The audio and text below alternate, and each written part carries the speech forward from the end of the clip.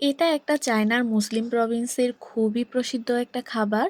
আজ আমি সেটাই রান্না করেছিলাম। এত টেস্টি, এত কম সময়ে, এত কম মশলায় কিভাবে যে এত স্বাদের রেসিপি করা যায়, চায়নাতে না আসলে জানতামই না।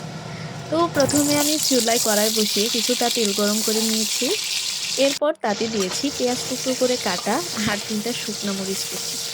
পেঁয়াজ আর মরিচ কিছুটা ভেজে নিয়েছি।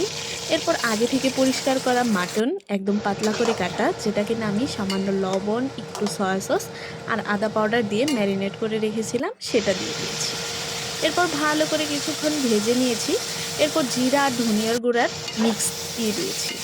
এরপর আরও কিছুক্ষণ ভেজে শেষে দিয়েছি ধনিয়া পাতার নিচের ডালপালাগুলো একটু করে। দেন একটু নেড়ে নামিয়ে নিলেই রেডি আমার চাইনিজ মাটন। খেতে বারবিকিউ বারবিকিউ একটা ফ্লেভার আসছিল আর ধনিয়ার সুন্দর স্মেল।